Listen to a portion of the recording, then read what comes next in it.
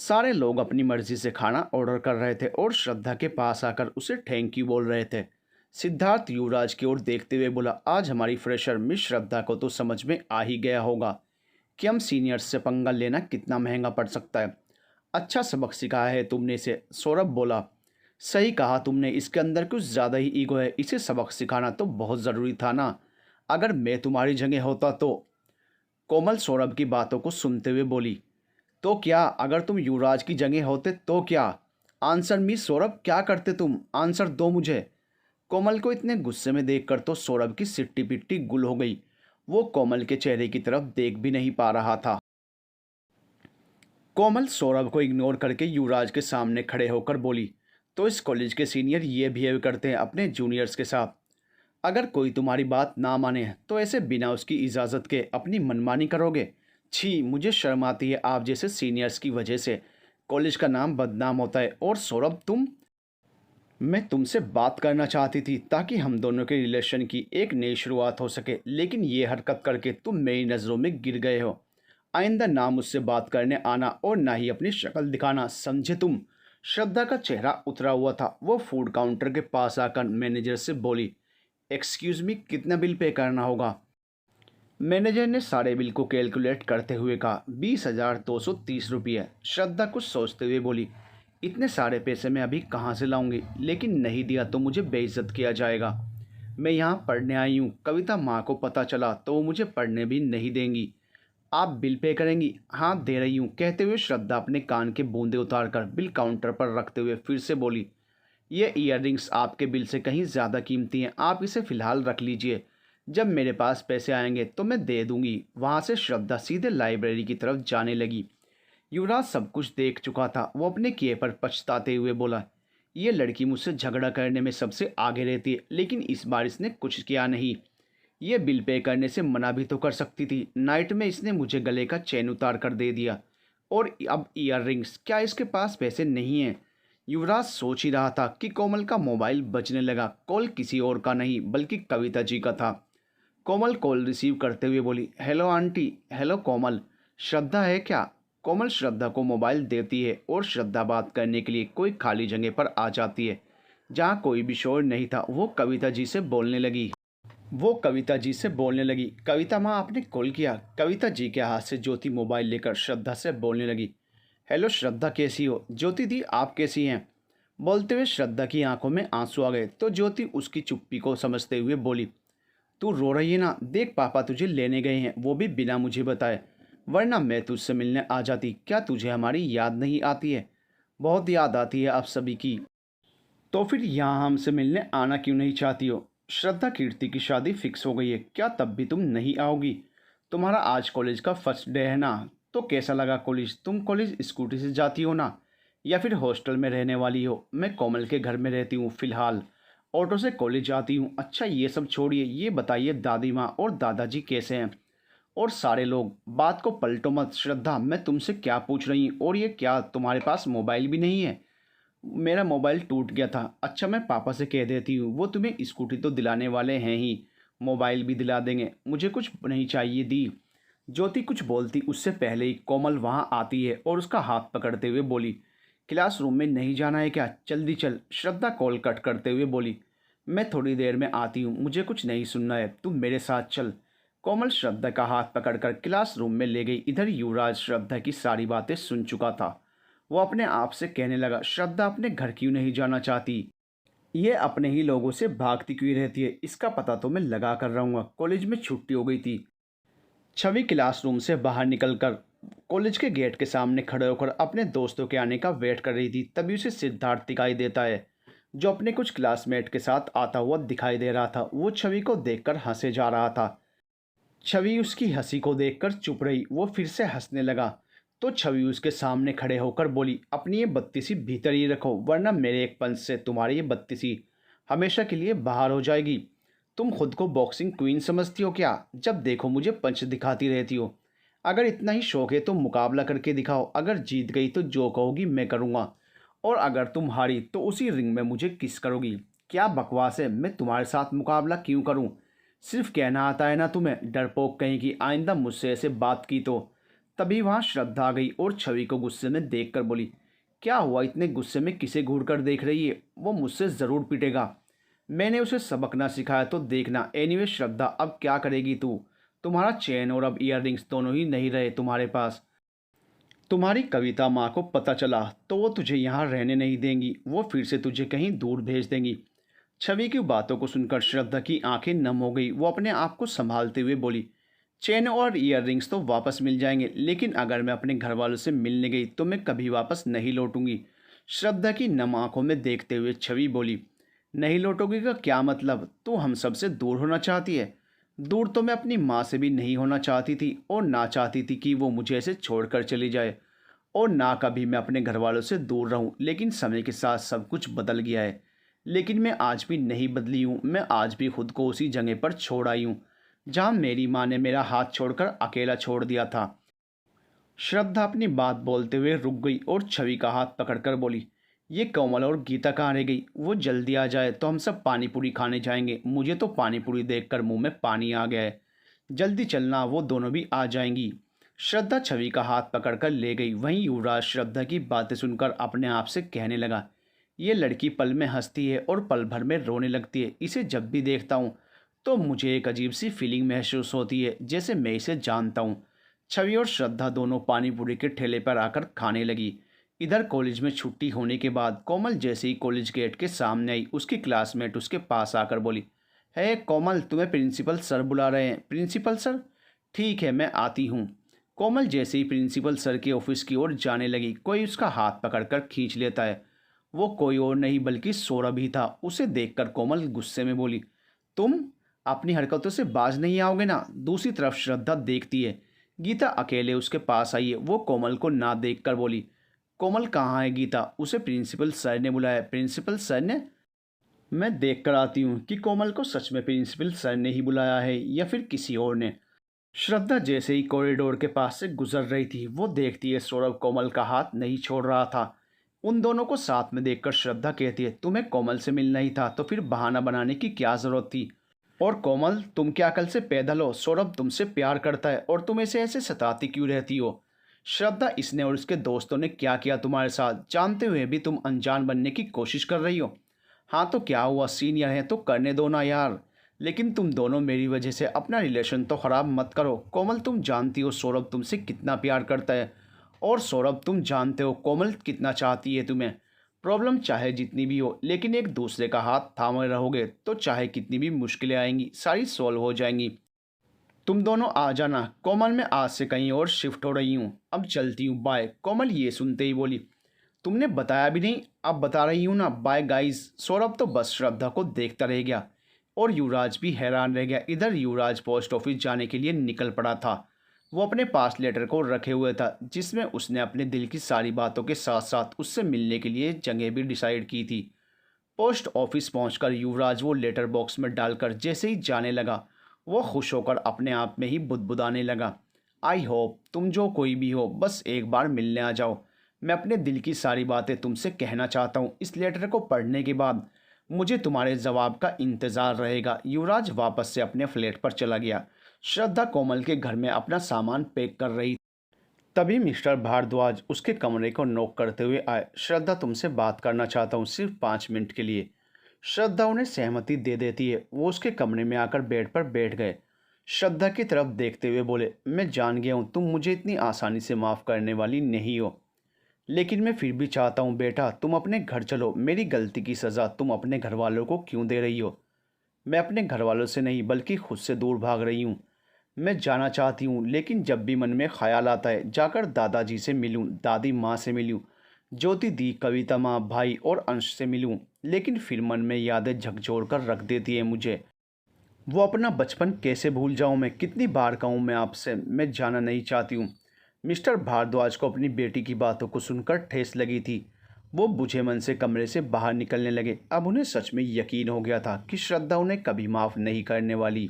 शाम से रात और रात से सुबह हो गई थी। श्रद्धा अपना सामान लेकर अपने फ्लैट में रहने जा रही थी। उसे बाय बोलने के लिए माया, छवि और गीता तीनों थी। कोमल उसे जाते हुए देखकर बोली, ऐसा क्या हो गया जो तू यहाँ से रहने कहीं और जा रही है? देख, छवि और गीता भी चली जाएंगी। श्रद्धा मुस्कुराते हुए बोली, मैं शहर को या फिर इस कंट्री को छोड़कर नहीं जा रही हूँ, इसी शहर में रहने वाली हूँ। और वैसे भी हम तो हर रोज़ मिलेंगे और मस्ती करेंगे। अब मैं जाऊँ? मत जाना श्रद्धा। श्रद्धा हंसते हुए कोमल, गीता और छवि को गले लगाती है, लेकिन उसकी आंखें भरी हुई थी। वो फिर कोमल के पेरेंट्स के पैर छूती है और सबको बाय बोलकर वहाँ से चली जाती है। तीनों दोस्त उसे जाते हुए देख रही थी। श्रद्धा टैक्सी में बैठी हुई अपने मन में बोली, मैं अकेले ही रहना चाहती हूँ सबसे, ताकि मुझे किसी की आदत न लगे। आई एम सॉरी माँ, लेकिन मेरा दिल इतना बड़ा नहीं है कि मैं मिस्टर भारद्वाज को माफ़ कर सकूं। मैं शहर से दूर इस सुनसान इलाके में इसलिए रहने आई हूं ताकि कोई मुझे ढूंढ ना सके और ना कोई घर वापस लौट आने की बातें कहे। घर तो वो होता है ना जहाँ अपने घर वाले हो, जहाँ एक को तकलीफ़ हो तो सारे लोगों को चिंता हो, जहाँ एक दूसरे के दुख को समझा जाए, जहाँ अपनों से पराया जैसा बर्ताव ना हो। वो मेरा घर तो है, लेकिन वो घर मुझे कभी अपना नहीं सका। टैक्सी ड्राइवर अपनी टैक्सी को रोक लेता है। श्रद्धा अपने एड्रेस पर पहुंच गई थी। अपना सामान लेकर वो लिफ्ट से चढ़ने लगी। जैसे ही अपने रूम का लॉक खोलकर रूम के अंदर आती है तो खुश हो जाती है। फाइनली अब मैं बिल्कुल सही जगह पर पहुंच गई हूँ, अब कोई टेंशन नहीं है। श्रद्धा जैसे ही अपना सामान को साइड में रखकर बालकनी में आती है, सामने उसे युवराज दिखाई देता है। वो हैरानी से उसकी ओर देखते हुए बोली, ये सनकी यहाँ क्या कर रहा है? ओह नो, कहीं ये यहीं तो नहीं रहता है ना? श्रद्धा को तो पहले अपनी आंखों पर भरोसा ही नहीं हुआ। युवराज जैसे ही श्रद्धा को देखता है वो शॉक्ड रह जाता है और अपने आप से बड़बड़ाते हुए कहता है, ये पागल यहाँ रहने आई है क्या? या फिर ऐसा कैसे हो सकता है? श्रद्धा अपने रूम में वापस आकर सारा सामान सेट करने लगी। उसने दीवार पर अपनी माँ की तस्वीर को लगाया, फिर सारे सामान को उसके सही जगह पर रखने लगी। अपने कपड़ों को वार्डरोब में रखने के बाद वो किचन में आकर अपने लिए चाय बनाकर बालकनी में लगे हुए चेयर पर बैठकर चाय की चुस्की लेने लगी। थोड़ी ही देर बाद जैसे उसे याद आता है, वो अभिमन्यु के लेटर आने की खुशी में रेडी होकर पोस्ट ऑफिस की ओर निकल पड़ी। मिस्टर भारद्वाज को अपने किए पर पछतावा हो रहा था। श्रद्धा के दिल में अपने लिए इतनी नफरत को देखकर वो सहन नहीं कर पा रहे थे। एक अजीब सी उलझन में फंसे हुए थे। वो अपनी पत्नी कविता जी को कॉल लगाने लगे।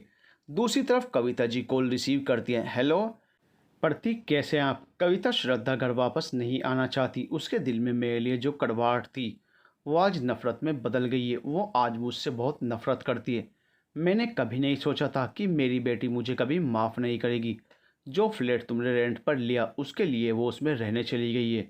मैं हार गया कविता। कविता जी के दिल को सुकून मिल रहा था। प्रतीक की बातें सुनकर वो उन्हें समझाते हुए बोली, प्रतीक, श्रद्धा छोटी बच्ची नहीं रही है जिसे आप जो कहेंगे मान लेगी। श्रद्धा अब अपने फैसले खुद लेती हैं। आप कब तक आ रहे हैं? मैं बताना भूल गई थी कि कीर्ति की शादी के साथ साथ पापा जी ने ज्योति की शादी भी फिक्स कर दी है। सगाई ना होकर डायरेक्ट शादी होने वाली है। पापा जी ने ज्योति के लिए बहुत ही बढ़िया रिश्ता ढूंढा है। क्या ज्योति की शादी? पापा जी ने मुझे बताया तक नहीं। कहाँ से हैं वो लोग? कुछ ही दिनों में शादी है, आपको सब कुछ बताऊंगी, लेकिन आप घर तो आ जाइए। कविता जी कॉल कट कर देती हैं तो मिस्टर भारद्वाज अपने आप से कहने लगे, कविता, तुम्हें कोई फ़र्क नहीं पड़ता श्रद्धा के बारे में, क्योंकि वो तुम्हारी बेटी नहीं है। तुम्हें अपनी बेटी के अलावा कुछ दिखाई नहीं देता है। तुमने तो ये तक नहीं कहा कि वो बच्ची कैसी है, किस हाल में है। श्रद्धा पोस्ट ऑफिस पहुंचकर लेटर वहीं खोलकर पढ़ने लगी। उसमें जो कुछ भी लिखा हुआ था उसे पढ़कर वो खुश हो गई और जब वो वापस आने लगी तो रास्ते में उसे वही मंदिर दिखाई दिया। वो उस मंदिर में आकर अपने दोनों हाथों को जोड़ते हुए प्रार्थना करने लगी। श्रद्धा अपने फ्लैट पर पहुंच गई थी। वो देखते ही युवराज अभी भी उसे देख रहा है। वो उसकी तरफ ना देखते हुए बोली, ये सन की सचमुच में किसी किलर से कम नहीं लगता है। ये मुझे क्यों देखता रहता है? क्या करूं मैं इसका? श्रद्धा अपने कमरे में आकर उस लेटर का जवाब लिखने लगी। वो दोपहर में ही पोस्ट ऑफिस जाकर लेटर को लेटर बॉक्स में डाल देती है। शाम के लगभग 5 बज रहे थे। सौरभ युवराज के फ्लैट में आया। वो बालकनी के सामने खड़ा होकर सिगरेट पी रहा था। उसने श्रद्धा को खड़े देखकर शक पकाते हुए कहा, ये श्रद्धा है ना युवराज? युवराज, कहाँ है तू? क्या हुआ, चिल्ला क्यों रहा है? अबे तूने बताया नहीं श्रद्धा तेरे पास वाले फ्लैट में रहने आई है? तू मिल चुका है ना उससे? क्या खिचड़ी पका रहे हो तुम दोनों? तुम पागल हो क्या? मुझे सिर्फ इतना पता है कि वो मेरे सामने वाले फ्लैट में रहने आई है। और मैं उससे क्यों मिलूँ? वो मेरी लगती कौन है? हो सकता है यही तेरी मिस एक्स हो, और तुम्हारे बचपन का प्यार भी, जिसके ड्रीम कैचर को अब तक संभाल कर रखा है तूने। बकवास बंद कर। और ये लड़की वो हो ही नहीं सकती है। हाँ, ये बात अलग है कि इसे जब भी देखता हूँ तो अजीब सी लगती है मुझे। हमेशा भीड़ से अलग अलग, अपनी ही दुनिया में खोई हुई सी। ये सुबह ही तो आई है। ये सब छोड़ो, मैंने सुना है कि तुम्हारे डैड ने तुम्हारे भाई की शादी फिक्स करा दी है। वो अब तक वापस भी नहीं आया है और तू घर जाना नहीं चाहता है। तू तो जानता है मेरी और डैड की नहीं बनती है। रही बात माँ की, तो उन्हें समझा समझा कर थक गया हूँ मैं। लेकिन अभिमन्यु की शादी में घर तो जाना पड़ेगा। तू कॉफ़ी पिएगा या फिर चाय?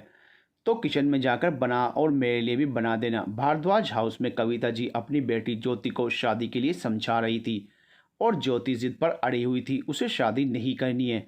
मॉम, आप जानती है ना मेरे लिए मेरा करियर कितना इम्पोर्टेंट है, और दादाजी मेरी शादी उस इंसान से करा रहे हैं जिसे मैंने देखा नहीं है। वो कैसा है, मुझे समझेगा भी या नहीं? ऐसी बातें नहीं बोलते हैं। मैं चाहती हूँ तुम्हारा लाइफ पार्टनर तुम्हें ज़रूर समझेगा, और सिर्फ समझेगा ही नहीं बल्कि तुम्हें वो सारी खुशियाँ देगा। और प्यार मॉम, वो इम्पोर्टेंट है ना।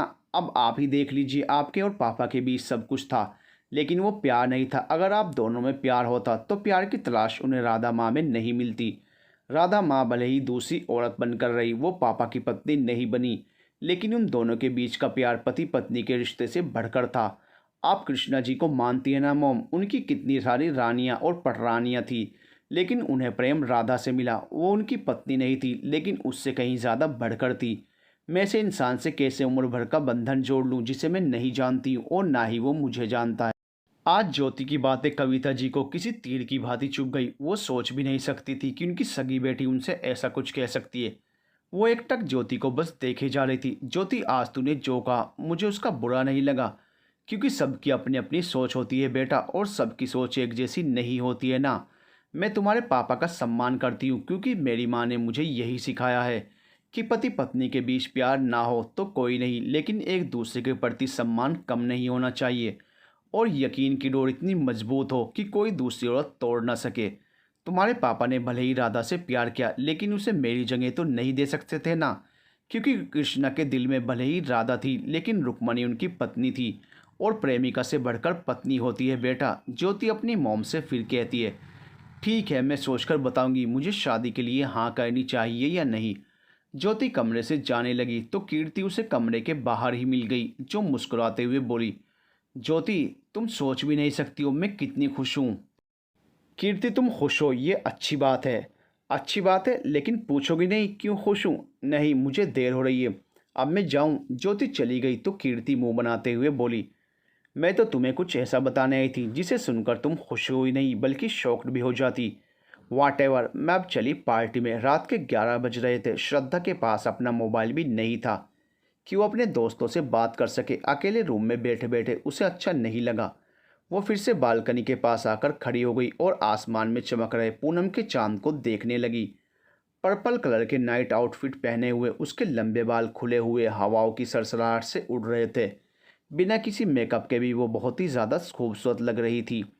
युवराज अपने दोस्त सिद्धार्थ से बात करते हुए जैसे ही बालकनी में आया, उसकी नज़रें श्रद्धा पर आकर अटक गई। श्रद्धा सिर्फ चेहरे से सुंदर नहीं थी, बल्कि वो असल में भी अपने साफ दिल की वजह से दूसरों का दिल बहुत जल्दी जीत लेती थी। युवराज कॉलेज में हुए इंसिडेंट को याद करके अपने आप से नज़रें नहीं मिला पा रहा था। वो श्रद्धा को देखकर खुद से कहने लगा, तुम्हें जितना इग्नोर करना चाहता हूँ तुम मेरे दिल में और भी ज़्यादा घर कर लेती हो। तुम कौन हो नहीं जानता हूँ, सिर्फ इतना पता है कि तुम जैसी भी हो बहुत ही ज़्यादा अच्छी हो। तुम्हारी अच्छाइयों से मैं इम्प्रेस हो गया हूँ। अपने हाथ में चाय के कप को लिए हुए श्रद्धा युवराज को अपने बगल वाली बालकनी में देखकर वापस से अपने रूम की ओर चली गई। ऐसा अब हर दिन होने लगा था। एक दिन लंच टाइम कैंटीन में सौरभ और कोमल एक दूसरे के साथ बैठे हुए थे। सौरभ ने कोमल को श्रद्धा और युवराज के बारे में बताते हुए कहा, बेबी, तुम्हें पता है युवराज जिस फ्लैट में रहता है श्रद्धा भी उसके बगल वाले फ्लैट में रहती है। क्या सच में? लेकिन श्रद्धा ने तो हमें कुछ नहीं बताया। सौरभ, मैं श्रद्धा को समझा समझा कर थक गई हूँ, लेकिन वो अपने पापा से बात करना नहीं चाहती है। अंकल जानते थे कि उसके पास मोबाइल नहीं है, उन्होंने मुझे मोबाइल दिया है ये कहकर कि मैं श्रद्धा को कहकर दे दूँ कि उसे मैंने दिया है। श्रद्धा के दिल को ठेस पहुंची और जख्म को भरने में टाइम तो लगेगा ही। हाँ, ये सच है, किसी को जल्दी एहसास हो जाता है और किसी को देर से।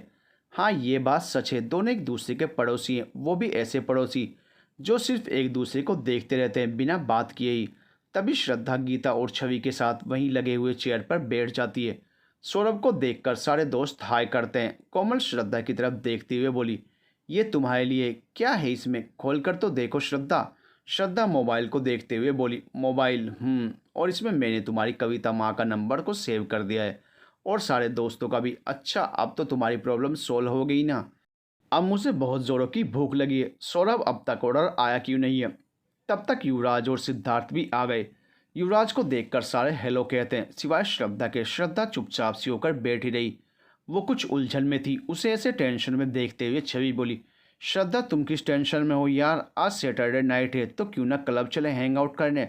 मूड भी अच्छा हो जाएगा। वैसे भी कॉलेज की स्टडी से तो मैं बोर हो गई हूँ। श्रद्धा बोली, मुझे कहीं नहीं जाना है, तुम सब जा सकते हो। कोमल उसकी टेंशन बखूबी जानती थी। वो श्रद्धा से बोली, तुम जिस टेंशन में हो मुझे पता है, लेकिन सब ठीक होगा। तो उससे ज़रूर मिलेगी। वो तुमसे सच्चा प्यार करता होगा तो तुम दोनों मिलकर रहोगे। आज मैं उससे मिलने वाली हूँ। उसके बाद मैंने कुछ डिसाइड किया है। मैं दादाजी से और सारे घर वालों से मिलने जा रही हूँ। उसके बाद कॉलेज जाऊँगी। क्या सच में तुम अपने घर वालों से मिलने वाली हो? वो भी इतने सालों बाद। श्रद्धा, तुम्हारे पापा को कितनी खुशी मिलेगी जब उन्हें पता चलेगा तुम घर आने के लिए मान गई हो। कितनी बार कहूँ मैं तुमसे, वो मेरे पापा नहीं हैं, फिर क्यों जिद कर रही हो? मैं सिर्फ कीर्ति दी की शादी अटेंड करूँगी, उसके बाद यहाँ आ जाऊँगी। मैं मिस्टर भारद्वाज की कोई नहीं हूँ। अगर वो मिले तो कह देना श्रद्धा अपनी बहनों से और दादाजी और दादी माँ से मिलने जा रही है, इसलिए कोई उम्मीद ना रखें कि मैं उन्हें माफ़ कर दूंगी। श्रद्धा की बातें सुनकर युवराज हैरान रह गया। वो सोचने पर मजबूर हो गया कि क्या कोई लड़की अपने ही पापा से इतनी नफरत भी कर सकती है। युवराज के साथ साथ सारे फ्रेंड्स भी खामोश हो गए थे।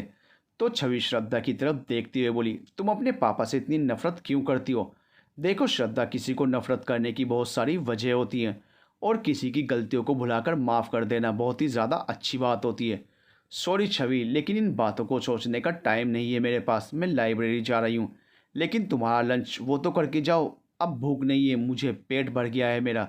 श्रद्धा उठकर जाने लगी तो कोमल छवि को डांटते हुए बोली, कर दिया ना तुमने उसका मूड ऑफ। छवि, श्रद्धा की जगह अगर कोई और होता तो वो भी ऐसा ही करता। वो अपने पापा से नफरत नहीं करती है, लेकिन नाराज़ ज़रूर है। युवराज को अब भी समझ में नहीं आ रहा था आखिर किस बात को लेकर श्रद्धा अपने पापा से नाराज़ है। वो भी उठकर लाइब्रेरी की ओर जाने लगा।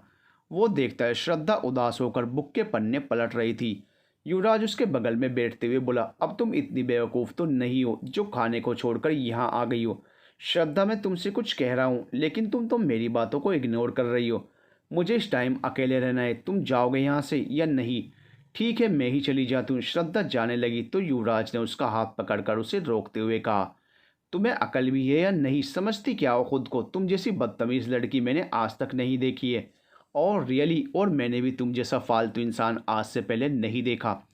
तुम तो हो ही फालतू, दूसरों के मामले में अपनी नाक घुसाने वाली। मेरी क्या प्रॉब्लम है? इससे मुझे कोई फ़र्क नहीं पड़ता है। तो फिर तुम क्यों इतने पैनिक हो रहे हो? वो मेरे पापा हैं, मैं उनसे नफ़रत करूं या फिर प्यार से बात करूं, तुम्हें क्या? युवराज मुस्कुराने लगा तो श्रद्धा उसे मुस्कुराते हुए देखकर बोली, तुम पागल हो गए हो क्या? ऐसे मुस्कुरा क्यों रहे हो? चलो, तुमने ये तो कहा वो तुम्हारे पापा हैं। एनीवे, मैं तो सिर्फ इतना जानना चाहता था कि तुम अपने पापा से इतनी नफ़रत से बात क्यों करती हो। इसके पीछे क्या वजह है? कुछ दर्द होते हैं जिन्हें हम किसी के साथ बांट नहीं सकते हैं। हमें उन्हें खुद ही झेलना पड़ता है। दुनिया का ना यही दस्तूर है। कहने को तो अपने अनगिनत हैं, लेकिन जब बात निभाने की आती है तो कोई भी साथ नहीं देता। सब कुछ अकेले ही झेलना पड़ता है, चाहे आपकी मर्जी हो या ना हो। दिल को कई बहानों से समझाना पड़ता है। आज जो है ज़रूरी तो नहीं है कल भी ऐसा ही हो। मैं प्यार के लिए तरसती रही। सारे बच्चों को देखती थी तो मुझे जलन होती थी, क्योंकि सबके पेरेंट्स अपने बच्चों से हॉस्टल में मिलने आते थे, लेकिन मुझसे मिलने कोई नहीं आता था। मुझे आज भी यही लगता है कि मैंने अपनी माँ को सिर्फ उस इंसान की वजह से खोया है जिन्होंने मेरी माँ से प्यार तो किया, लेकिन उन्हें अपनाया कभी नहीं। तुम बताओ, अगर इस सिचुएशन में तुम होते तो क्या करते? कितनी बड़ी बेवकूफ़ हूँ मैं, ये सब तुम्हें क्यों बता रही हूँ और तुमसे पूछ भी रही हूँ। श्रद्धा जाने लगी तो युवराज पीछे से बोला, तुम फिर से मेरी बातें सुने बिना ही जा रही हो। श्रद्धा बिना कुछ कहे अपने क्लासरूम की तरफ चली गई। कॉलेज में छुट्टी हो गई थी। श्रद्धा अपनी फ्रेंड्स को बाय बोलकर सीधे पोस्ट ऑफिस की ओर चल पड़ी। वो अपना जवाब लेटर बॉक्स में डालकर जब वापस आने लगी तो उसे रास्ते में फिर से युवराज मिला। वो बाइक पर बैठा हुआ था। जैसे ही वो श्रद्धा को देखता है उसे देखकर मुस्कुराने लगा, लेकिन श्रद्धा उसे इग्नोर करके अपने आप से बड़बड़ाते हुए बोली, ये मुझे देखकर इतना स्माइल क्यों करता रहता है? इस बात को जानने के लिए वो सड़क पार करते हुए युवराज के पास आई और उसकी बाइक के सामने खड़ी होकर बोली, मैं तुम्हें कोई कार्टून दिखाई देती हूँ क्या? हर टाइम मुझे देखकर मुस्कुराते रहते हो। अब ये कहाँ लिखा है कि किसी को देखकर मुस्कुरा नहीं सकते? तुम्हारी सोच कितनी निगेटिव है ना। सोच मेरी ठीक है, तुम्हारी ऐसी हरकतें हैं कि कोई भी बोलने पर मजबूर हो जाए। वैसे तुम तो कॉलेज से जल्दी निकल गई थी, फिर फ्लैट में नहीं आई, तो फिर कहाँ गई थी? अपने बॉयफ्रेंड से मिलने गई थी। युवराज को सुनकर थोड़ा सा शौक लगा, वो जेलेस फील करने लगा था। ना जाने क्यों श्रद्धा के बॉयफ्रेंड के बारे में सुनकर उसे अच्छा नहीं लग रहा था। श्रद्धा उसे देखते हुए बोली, अब क्या हुआ तुम्हें? अब तुम जैसी झल्ली के भी बॉयफ्रेंड बनने लगे हैं। तुम्हें लव बर्ड्स का एल भी नहीं पता, क्या मजाक है? इतना कहकर युवराज हंसी के ठहाके लगाने लगा। उसे हंसते हुए देख श्रद्धा गुस्से में तिलमिलाते हुए बोली, मैं ही पागल हूँ जो तुमसे बात करने आ गई। अगर पता होता तुम ऐसे रिएक्ट करोगे, तुम्हें कभी नहीं बताती। तुम्हें क्या पता मेरा बॉयफ्रेंड कितना हैंडसम है। तुम तो उसके सामने कुछ भी नहीं हो। जब मैं मिलूंगी उससे तो तुम्हारे बारे में ज़रूर बताऊंगी। अब सामने से हटो, मुझे अपने फ्लैट पर भी जाना होगा। श्रद्धा वहीं टैक्सी में बैठकर मुंह बनाते हुए चली गई। युवराज को ना जाने कैसी फीलिंग आने लगी थी। वो तो श्रद्धा को जानता तक नहीं था, लेकिन जैसे जैसे वो श्रद्धा को समझने लगा था, उसे और भी ज़्यादा अपनापन महसूस होने लगा था। लेकिन उसके बॉयफ्रेंड की सच्चाई को सुनकर कहीं ना कहीं उसके दिल को ठेस ज़रूर पहुंची थी। युवराज उसी शाम को वो लेटर ले आया और अपने फ्लैट में वापस आया। अपने कपड़े चेंज कर वो वॉशरूम में नहाने चला गया। थोड़ी देर बाद वो टॉवल को हैंगर में टांग कर किचन में आया और कॉफ़ी बनाने लगा। कॉफ़ी बनकर तैयार हो गई थी। वो कॉफ़ी को मग में डालकर बालकनी में खड़े होकर कॉफ़ी पीने लगा। उसे याद आया कि उसे तो लेटर पढ़ना है, आखिर पता तो चले मिस एक्स ने क्या रिप्लाई किया है। युवराज लेटर लेकर जैसे ही खोलता है, उसकी आंखें बेचैन हो उठी उसको पढ़ने के लिए। हाय, कैसे हो तुम? हमेशा की तरह आज भी मैंने बहुत कोशिश की अपने दिल के सारे राज तुम्हारे सामने खोल डालूं, लेकिन इस लेटर पर इजहार करना मुझे बिल्कुल भी अच्छा नहीं लगा। इतने सालों से एक दूसरे को जानते हैं हम दोनों, जानते हुए यही सोच रहे होंगे ना कि पता नहीं मैं तुमसे कभी मिल पाऊंगी भी या नहीं। जैसे तुम मुझसे मिलना चाहते हो, मैं भी मिलना चाहती हूँ। कल शाम के 7 बजे रेस्टोरेंट लव लाइफ कैफ़े। तुम्हारी फेवरेट कलर की ड्रेस पहनकर आऊँगी मैं। देखती हूँ तुम मुझे पहचानते हो या नहीं। मेरी आंखें बेसब्री से तुम्हारे आने का इंतज़ार करेंगी। लेटर को पढ़ने के बाद युवराज की खुशी 4 गुना बढ़ गई थी। उसके पांव ज़मीन पर ठहर नहीं रहे थे। वो लेटर को चूम लेता है। आखिरकार इतने सालों बाद जिससे मिलने की उम्मीद नहीं थी, आज वो मिलने वाली है। उसकी चाहत कुछ तो रंग लाई। वो बालकनी में खड़े होकर खुशी से झूम रहा था। जैसे ही श्रद्धा की नज़र उस पर गई, वो भी उसे देखकर मुस्कुरा उठी और कहने लगी, ये पागलों की तरह क्यों झूम रहा है? ज़रूर कोई ऐसी बात होगी। झूमने का तो मेरा भी दिल कर रहा है। कल मैं अपने अभिमन्यु से मिलने वाली हूँ, अपने सच्चे प्यार से। अब ये रात कट जाए, दिन तो किसी भी तरह कट ही जाएगा। श्रद्धा म्यूजिक सिस्टम को प्ले करके गाने पर थिरकने लगी। वो झूमते हुए बालकनी के सामने आ गई थी। युवराज उसे दूर से ही देख रहा था और वो भी उसे देखकर झूमने लगा। अगली सुबह जल्दी उठने के लिए श्रद्धा ने अलार्म लगाया था, लेकिन उसकी नींद सुबह के 8 बजे खुली। जल्दी जल्दी नाश्ता बनाने के बाद श्रद्धा रेडी हो गई कॉलेज जाने के लिए। वो जैसे ही बिल्डिंग से बाहर आई, युवराज अपनी बाइक पर सवार होकर कॉलेज के लिए ही जा रहा था। युवराज का मन किया कि वो श्रद्धा से एक बार पूछे कि वो उसके साथ बैठकर कॉलेज जाएगी या नहीं, लेकिन उसे जैसे ही श्रद्धा के बॉयफ्रेंड के बारे में याद आया तो अपनी बाइक स्टार्ट करके वहाँ से जाने लगा। लेकिन फिर जाने क्या सोचकर वो वहीं पर रुक गया। ओह नो, अब क्या करूँ मैं? कॉलेज जाने में देर हो रही है। टाइम से नहीं पहुँची तो बातें सुनने को मिलेंगी मुझे। मैं नहीं चाहती कि मिस्टर भारद्वाज किसी बहाने मेरे कॉलेज में आएँ।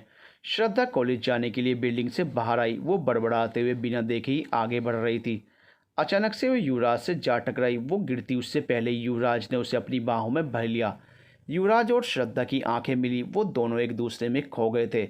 दिल की धड़कनें एक ले में धड़कने लगी थी। श्रद्धा के लब पर कुछ बोल नहीं पा रहे थे, जैसे उस पल में सब कुछ ठहर सा गया था। युवराज श्रद्धा के इतने करीब था कि वो उसकी गर्म सांसों को महसूस कर रहा था। दूर खड़ा सौरभ, छवि, कोमल और गीता सारे इस नज़ारे को देखकर मुस्कुरा रहे थे। छवि अपने मोबाइल में इस पल को कैप्चर कर लेती है और उन दोनों की बड़ाई लेते हुए बोली, भाई गॉड की कसम, अगर सचमुच में गॉड है तो इन दोनों की जोड़ी जल्दी से जल्द बन जाए और कभी भी अलग ना हो। कोमल उन दोनों के पास आकर खांसते हुए बोली, वाह क्या लव सीन है। इतने में युवराज श्रद्धा को छोड़ देता है, जिस वजह से श्रद्धा नीचे फर्श पर गिर गई। उसे चोट लग जाती है।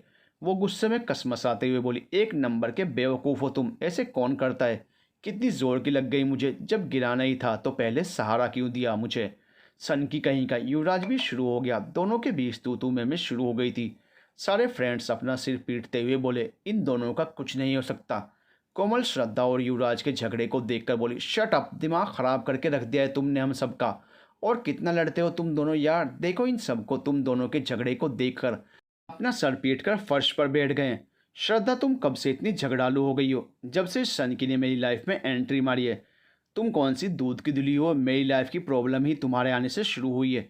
पता नहीं किस मनहूस घड़ी में तुम इस धरती पर आई। धरती की बोझ हो तुम। तुम्हारी माँ ने भी तुम्हें जन्म देने से पहले सोचा होगा तुम्हें जन्म दे या ना दे। पागल लड़की, मुसीबत हो तुम सबके लिए। युवराज बोले जा रहा था और श्रद्धा उसकी बातों को सुनते जा रही थी। उसकी आंखें डबडबा गई और वो बिना कुछ बोले अपने फ्लैट की ओर भागकर चली गई। उसे ऐसे भागते हुए देखकर युवराज ने हंसते हुए कहा, क्या हुआ, इतनी जल्दी क्यों भागने लगी? मुझसे झगड़ने का शौक है ना तुम्हें? सन क्यों ना मैं, अब भाग क्यों रही हो? श्रद्धा बिना कुछ बोले अपने रूम में आकर युवराज की बातों को याद करके फूट फूट कर रोने लगी और रोते हुए बोली, माँ आज आप होती तो किसी की हिम्मत नहीं होती मुझसे ऐसे बात करने की। आप तो चली गई मुझे अकेले छोड़कर। बहुत अकेली हो गई हूँ मैं। कोई नहीं है जिससे अपने दिल की सारी बातें शेयर कर सकूँ। कोई नहीं है समझने वाला मुझे, और जो समझता है वो मुझसे दूर है। मेरा दोस्त अभिमन्यु अब उसका ही सहारा है मुझे। युवराज हंस रहा था तो गीता उस पर गुस्सा करते हुए बोली, आपकी तो आदत बन चुकी है हमारी श्रद्धा को बुरा भला कहने की। क्या सोचकर आपने इतना सब कुछ सुनाया?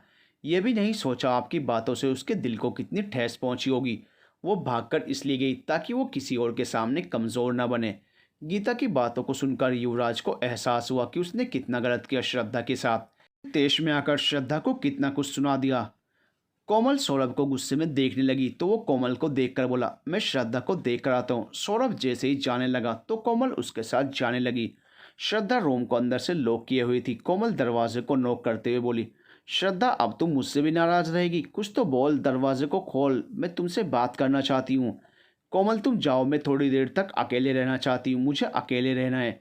कोमल फिर से बोली, आज हम सब कॉलेज नहीं जाएंगे बल्कि आज तुम्हारे साथ रहेंगे और शॉपिंग करेंगे, मूवी देखने और पानी पूरी भी खाने जाएंगे, इसीलिए हम सब यहाँ पर आए हैं।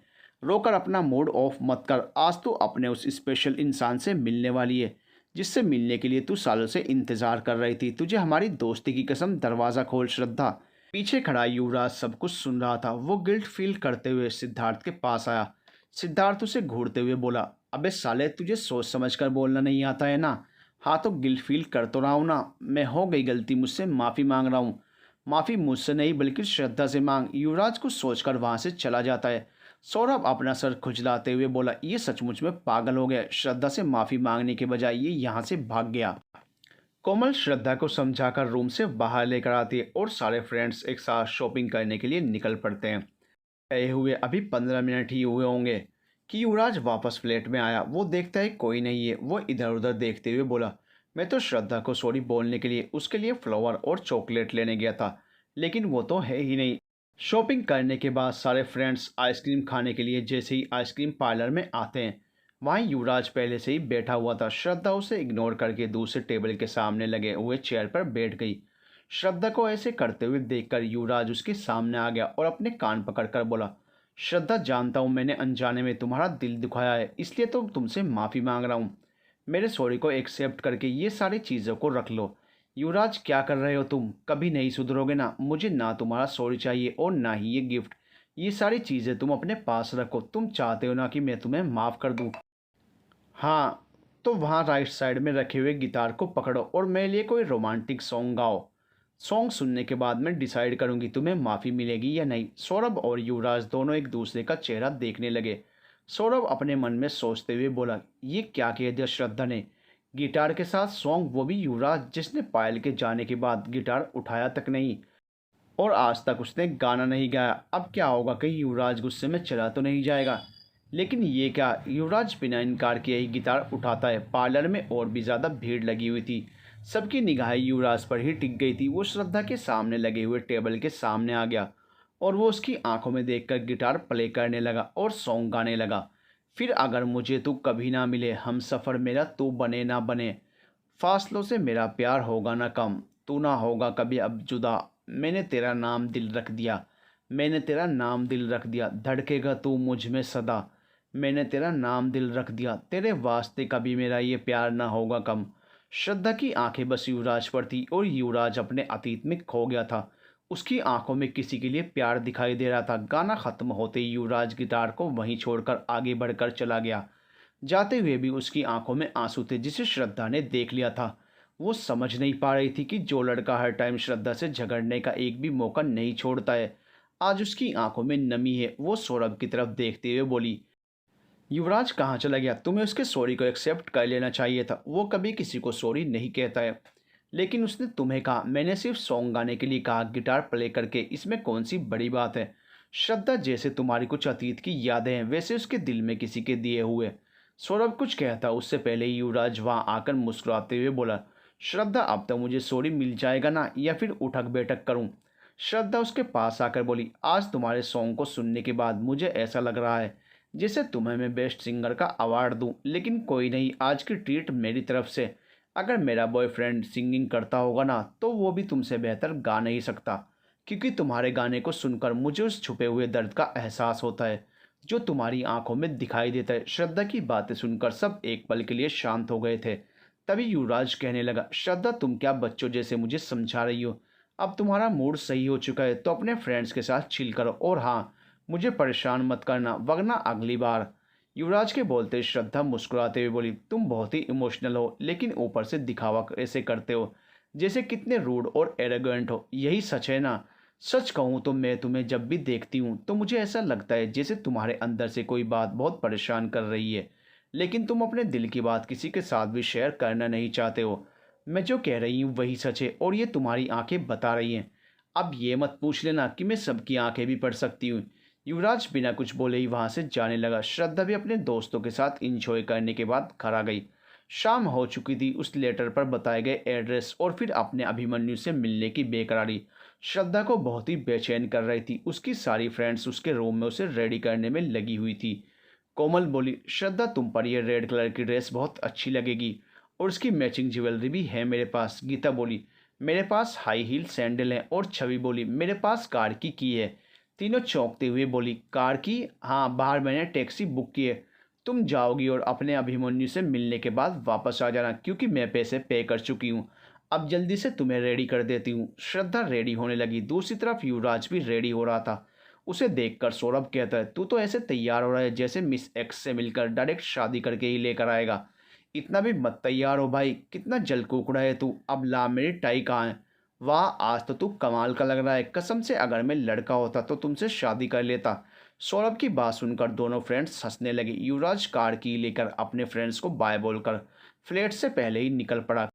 कुछ देर बाद श्रद्धा भी पूरी तरह से रेडी होकर अपने मन में अभिमन्यु से मिलने की ख्वाहिश को लिए फ्लैट से निकलने लगी। वो टैक्सी में बैठकर अपने फ्रेंड्स को देखकर बोली, बाय गाइस। छवि कहती है, अभिमन्यु अगर सच में हैंडसम होगा और तुझे उसमें कोई दिलचस्पी नहीं हुई और अगर तुम उसे छोड़ना चाहो तो उसे मेरा नंबर दे देना। कोमल छवि को डांटते हुए बोली, तो फिर से शुरू मत हो। श्रद्धा, ये पकड़ मोबाइल, जो भी होगा तुम हमें बताना, और हाँ, अभिमन्यु को अपने संग यहाँ लेकर ज़रूर आना।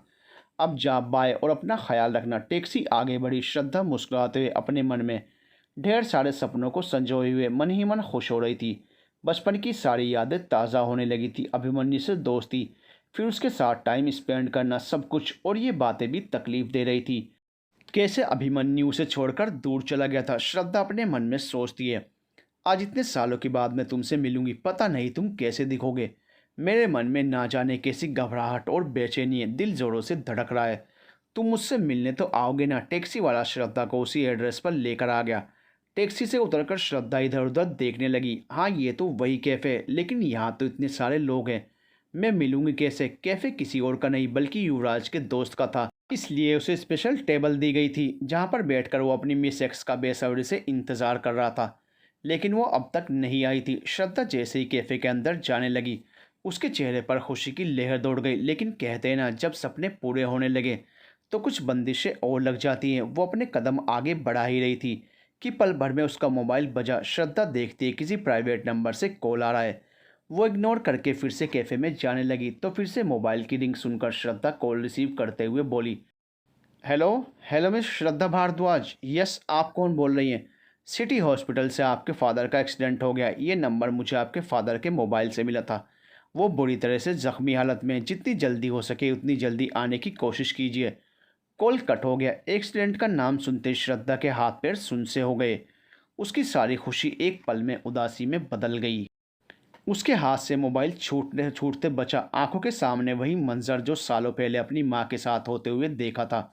श्रद्धा के मन में गुस्सा और नाराज़गी जो भी था, सारी चीज़ों को वो भूल चुकी थी। बस उसे अपने पापा की याद आने लगी।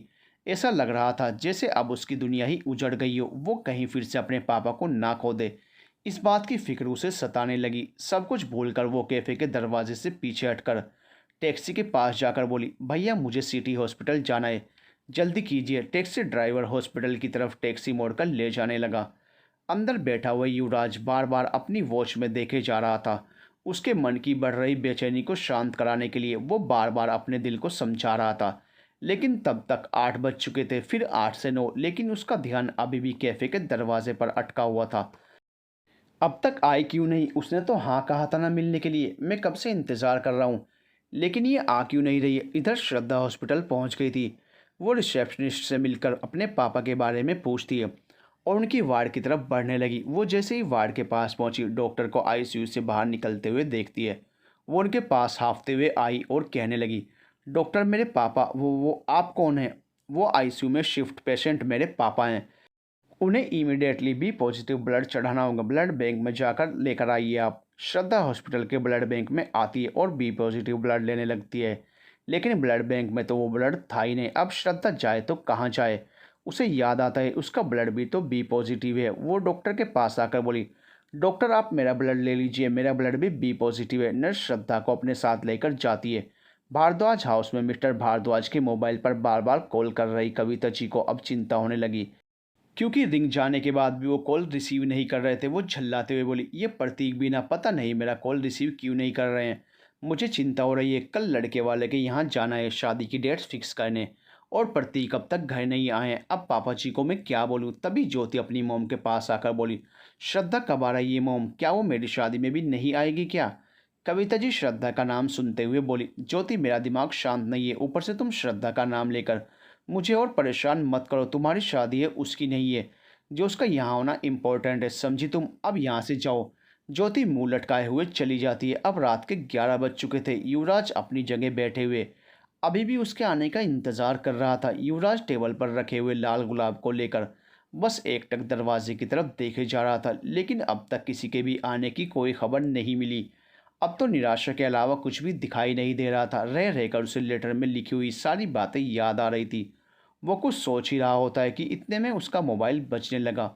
वो अपने मोबाइल की तरफ देखता है तो कॉल किसी और की नहीं बल्कि सौरभ की थी। उसे जानने की एक्साइटमेंट थी कि आखिर उसकी मिस एक्स उससे मिली या नहीं। युवराज जैसे ही कॉल रिसीव करता है, सिद्धार्थ की बड़बड़ शुरू हो गई। ओए युवराज, तेरी मिस एक्स आई या नहीं यार? या तो फिर डायरेक्ट चटमंगनी पट ब्याह करके ही आएगा? बोल भी दे यारा। युवराज चुप रहा। उसकी आवाज़ को ना सुनकर सिद्धार्थ उसकी उदासी को समझ चुका था और समझाते हुए बोला, वो नहीं आई ना, और कब तक इंतज़ार करता रहेगा तू? तेरा दिल क्या कहता है, वो आएगी या नहीं? वो नहीं आई, वो उसकी तरह ही निकली। मैं बेगानी शादी में अब्दुल्ला दीवाना की तरह बेवकूफ़ बनकर रह गया। वो भी पायल की तरह मुझे धोखा दे गई। इतना कहकर युवराज कॉल कट कर देता है और वहाँ से उठकर बाहर आ जाता है। आधी रात बीत जाने के बाद रेस्टोरेंट तो बंद हो गया था। वो अपनी कार में बैठकर फ्लैट की तरफ कार मोड़कर ड्राइव करने लगा। युवराज गुस्से में कार की स्पीड और बढ़ाकर कार ड्राइव कर रहा था। आधे घंटे में वो अपने फ्लैट पर पहुंच गया, जहां उसके दोनों दोस्त बैठे हुए थे। सिद्धार्थ जैसे ही युवराज के उतरे हुए चेहरे की ओर देखता है, वो समझ जाता है। युवराज उदास होकर बोला, मुझे नींद आ रही है, मैं सोने जा रहा हूँ, मुझे जगाना मत। युवराज अपने बेडरूम में सोने चला जाता है। सौरभ उसके पीछे पीछे जाने लगा तो सिद्धार्थ ने उसे रोकते हुए कहा, उसे अकेले रहने दे थोड़ी देर, वो ठीक हो जाएगा। सिद्धार्थ, वो दुखी है, उसे हमारी ज़रूरत है, उसे ऐसे अकेले कैसे छोड़ दें हम? कभी कभी हालात का सामना हमें अकेले ही करना पड़ता है, क्योंकि उस वक्त अपने आप से सवाल करते हैं और जवाब भी हमें खुद को देना पड़ता है। वो दुखी है, हम सब उसके साथ हैं, लेकिन उसे अकेले रहने देते हैं थोड़ी देर। युवराज बेड पर सिर टिकाकर खुद से सवाल करते हुए सोचने लगा, क्या गलती थी मेरी? अगर उसे नहीं आना था तो वो वादा नहीं करती। मैंने उससे तो दिल खोलकर मोहब्बत की है। मैं रब की मर्ज़ी समझकर उसे भूल भी जाता, लेकिन वो मेरी आदत बन गई है। शायद मैं उसे कभी भूल नहीं सकता, कभी भी नहीं। युवराज का मोबाइल बजा। वो कॉल रिसीव करता है। हेलो मॉम, युवराज घर कब आएगा बेटा? क्या तुम्हें हमारी याद नहीं आती? तुम तो अपने पापा को जानते हो ना, मान क्यों नहीं लेते उनकी बातों को? आखिर तू कब तक इनकार करता रहेगा? मॉम, मुझे पापा की सारी बातें मंजूर है। वो जो कहेंगे मैं मानने के लिए तैयार हूँ। मैं कल सुबह ही घर वापस आ रहा हूँ। क्या तुम सच कह रहे हो बेटा? तुम घर वापस आ रहे हो ना? हाँ मॉम, मैं घर वापस आ रहा हूँ। मैं कॉल कट कर रहा हूँ। Bye mom. बाय बेटा, अपना ख्याल रखना। युवराज कॉल कट करता है और बेड पर लेटकर सोने की कोशिश करता है। युवराज का दिल पहली बार नहीं टूटा था। उससे पहले भी उसने इस दर्द को महसूस किया था। वो तो उससे मोहब्बत कर बैठा जिसे वो जानता तक नहीं था। वो अपने मन में कहने लगा, मुझे मोहब्बत हुई भी तो उससे जिसे मैंने देखा तक नहीं और जानता भी नहीं हूँ। अब तो वो मुझे कहीं अकेले या फिर भीड़ में मिले तो भी उसे पहचान नहीं पाऊंगा। उसकी बातों से मैं इतना खो गया था कि अपना दिल उसके नाम कर दिया। इधर हॉस्पिटल में श्रद्धा बेड पर आंखें बंद किए हुए लेटी थी। वो अपना ब्लड दे चुकी थी, लेकिन कमज़ोरी होने की वजह से वो बेड पर लेटे हुए ही सो गई थी। वो गहरी नींद में सो रही थी, तभी अचानक से वो अपने आप को देखती है। छोटी श्रद्धा को अपनी माँ के साथ, जो अपनी बेटी को समझाते हुए बोल रही थी, श्रद्धा मेरी एक बात मानोगी बेटा? कभी भी किसी भी हालत में अपने पापा का साथ मत छोड़ना। मैं तुम्हारे पास रहूं या ना रहूं, लेकिन मैं हमेशा तुम्हारे साथ हूं बेटा। कभी अपने पापा से नफरत मत करना बेटा। ये बात कभी मत भूलना कि वो तुम्हारे पापा हैं। अपने पापा का ख्याल रखना बच्चा। इतना कहकर राधा श्रद्धा से अपना हाथ छुड़ाकर धीरे धीरे पीछे हटने लगी। श्रद्धा सिर्फ उन्हें देख रही थी। तभी वही एक्सीडेंट का नज़ारा आता है। एक पल में श्रद्धा का अपनी माँ के साथ हमेशा छूट गया। वो चीखते हुए बोली, माँ। श्रद्धा की आंख खुल गई। वो खुद को हॉस्पिटल के बेड पर देखकर अपने आप को रोने से नहीं रोक सकी और अपने आप से कहने लगी, माँ, आप मुझे समझाने आई थी ना। मैं पापा से इतनी नफरत करती रही और आप कैसी हैं? इतनी मोहब्बत, वो भी ऐसे इंसान से जिन्होंने आपको अपनाने से इनकार कर दिया था।